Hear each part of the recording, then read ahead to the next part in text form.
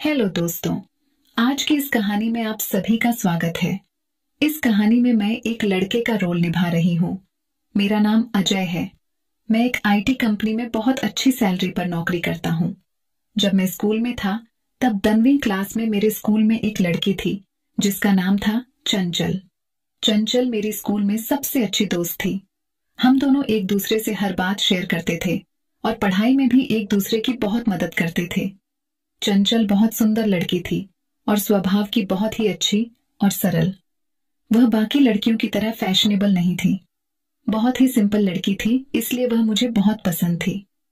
धीरे धीरे चंचल और मैं एक दूसरे से बहुत प्यार करने लगे और हमारी दोस्ती प्यार में बदल गई। हमें पता ही नहीं लगा। स्कूल में भी हमारी जोड़ी के बहुत चर्चे होते थे। हम दोनों साथ में इकट्ठे पढ़ते, खाते पीते, कैंटीन जाते और खेलते। शाम को ट्यूशन भी इकट्ठे ही जाते थे। घंटों घंटों तक फोन पर बातें करते हैं थी। हमारी केमिस्ट्री बहुत अच्छी थी। हमें एक दूसरे से इतना लगाव हो गया था कि हम एक दूसरे के बिना एक पल भी नहीं जी सकते थे। लेकिन प्रॉब्लम ये थी कि हमारी कास्ट सेम नहीं थी, जिसकी वजह से हमने जब अपने घर में शादी की बात चलाई तब मेरे और चंचल के घर वाले शादी के लिए राजी नहीं हुए। हालांकि हमें एक दूसरे की जाति से कोई प्रॉब्लम नहीं थी, लेकिन हमारे घर वालों को बहुत प्रॉब्लम थी। मैं चंचल से शादी के लिए अपने घर वालों के खिलाफ जाने को तैयार था। जैसे ही हमारा कॉलेज खत्म हुआ तो हमने अपने अपने घरों में शादी की बात की, लेकिन वे हमारी शादी के लिए नहीं माने। लेकिन मैंने तब तक शादी नहीं की जब तक चंचल की कहीं और शादी नहीं हुई थी, क्योंकि मैं चंचल का आखिरी समय तक वेट करना चाहता था, जब तक वह खुद ना नहीं बोलती। चंचल के घर वालों ने चंचल की कहीं और शादी करने की तैयारी शुरू कर दी। चंचल अपने पिताजी से बहुत डरती थी। उसने अपने पिताजी की बात मानकर अपनी जाति में कहीं और शादी करवा ली। इतने साल के रिलेशन के बाद जब उसने कहीं और शादी करवा ली तो मुझे बहुत ज्यादा धक्का लगा और मैं सहन नहीं कर पाया। मैंने चंचल को बोला कि तुम थोड़ा वेट कर लेती, हम मना लेते तुम्हारे घर वालों को, लेकिन उसने मेरे लिए इतना ज्यादा स्टैंड नहीं लिया। बस एक आध बार अपने घर पर बात की। जब वह नहीं माने तो कहीं और शादी करवा ली। जैसे तैसे करके समय बीतता गया और मैंने भी अपनी जिंदगी में मूव ऑन कर लिया और चंचल भी मूव ऑन हो गई। लेकिन शादी के बाद हम दोस्त की तरह रहते थे, क्योंकि मैं चंचल को दिल से प्यार करता था। इसलिए अगर वह मुझसे फ्रेंड की तरह बात करना चाहती थी तो मैंने उसको कभी भी मना नहीं किया और ना ही उससे कभी नफरत की। अब चंचल की शादी थी। कुछ दिन तक चंचल अच्छे से बोर हो गई थी और अपने पति के साथ उसने अपनी शादी की तस्वीरें सोशल मीडिया पर पोस्ट की। अपने हनीमून की फोटो भी उसने पोस्ट की और वह तस्वीरों में बहुत ज्यादा खुश नजर आ रही थी। वह अपनी मैरिड लाइफ को बहुत अच्छे से एंजॉय कर रही थी। लेकिन मैंने उससे दिल से प्यार किया था, इसलिए मैंने कभी भी उसका बुरा नहीं चाहा और हमेशा ही उसकी खुशी चाही कि वह जहां भी रहे, जैसी भी रहे, जिसके साथ भी रहे, खुश रहे। मेरा कहीं और शादी करवाने को बिल्कुल भी मन नहीं कर रहा था। मेरे घर वाले भी मुझ पर दबाव डालने लगे थे कि अजय तुम कहीं और शादी करवा लो। अब मेरा मन नहीं मान रहा था। मेरे तो मन में अभी भी यही आ रहा था कि काश चंचल मेरी जिंदगी में वापस आ जाए किसी तरह और मैं उससे शादी कर लूं। कुछ साल बीत गए थे चंचल की शादी को और वह मुझसे दोस्त की तरह हर बात शेयर करने लग गई थी, जैसे वह पहले करती थी। मैं उसका हर दुख सुनता समझता था। उसने जब मुझसे ये बात शेयर की कि मेरी शादी को बहुत साल हो चुके हैं, मुझे बच्चा नहीं हो रहा, तो मुझे उसके लिए बहुत बुरा लगा। उसने मुझे बताया कि कैसे उसकी सास उसे ताने मारती है। उसकी ननद भी घर आकर उसे ताने देती है कि तुम्हारे बच्चा नहीं होता, उसे बांझ बोलती है और वह सारा दिन रोती रहती है। उसकी हैसियत बहू की तरह कम और नौकरानी की तरह ज्यादा हो गई है। अब उसके पति भी साथ नहीं देते। मैंने उसे सलाह दी कि तुम डॉक्टर के पास जाओ, लेकिन उसने मुझे बताया कि डॉक्टर से मैंने अपना चेकअप करवाया हुआ है। डॉक्टर ने साफ साफ कहा है रिपोर्ट को देखकर कि आप में कोई कमी नहीं है, आप मां बन सकती हैं, लेकिन आपके पति की रिपोर्ट में प्रॉब्लम है। लेकिन मेरे पति और मेरी सास ये बात मानने को तैयार नहीं है।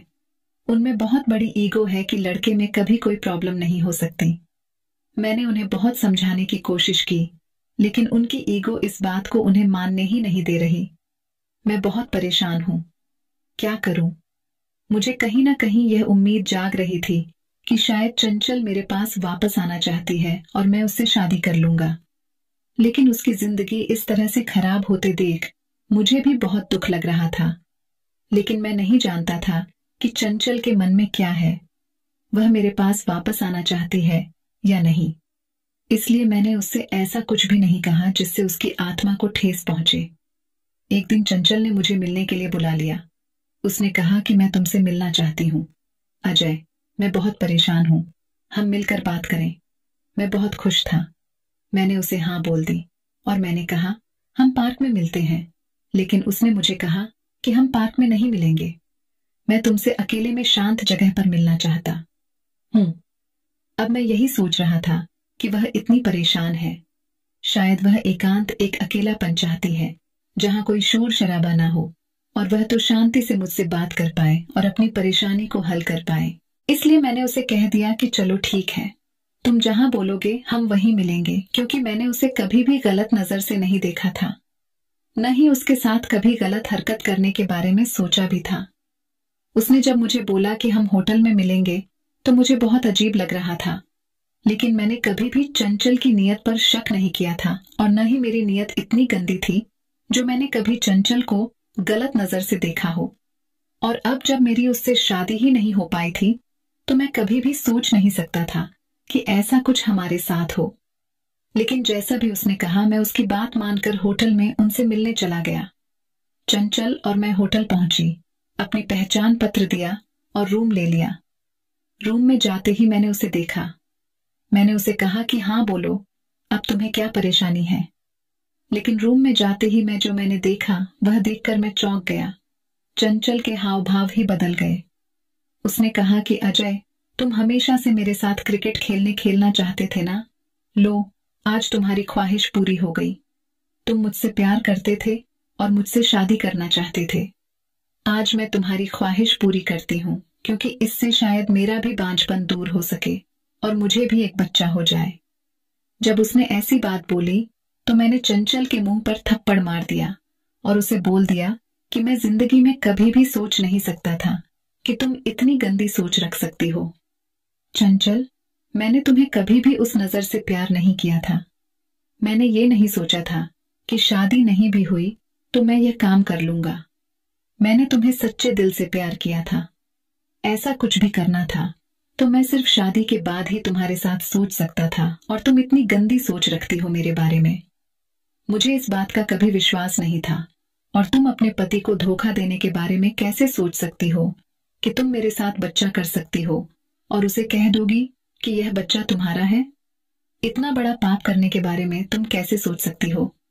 अगर तुम अपने पति के साथ ऐसा कर सकती हो तो अगर मैं तुमसे शादी करता तो शायद तुम भी मेरे साथ ऐसा ही करती। अपने मतलब को पूरा करने के लिए प्यार अपनी जगह है और वफा अपनी जगह।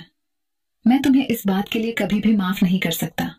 तुमने मेरे प्यार की बेइज्जती की है ऐसी बात को बोलकर। चंचल सिर झुकाकर शर्मिंदा होकर मेरे सामने खड़ी रह गई और अपने घर वापस चली गई। हमने उसके बाद एक दूसरे से आज तक कभी बात नहीं की और मैं अपनी जिंदगी में मूव ऑन हो गया। और मेरे घर वालों ने जहां भी मुझे शादी के लिए बोला, मैंने वहां शादी कर ली और अपनी पत्नी को दिल से स्वीकार किया। और मैं अपनी जिंदगी में आज बहुत खुश हूं, क्योंकि मुझे एक बहुत ही संस्कारी पत्नी मिली है जो मेरे साथ बहुत लॉयल है और मेरी इज्जत करती है। उम्मीद करती हूँ आपको मेरी ये कहानी अच्छी लगी होगी।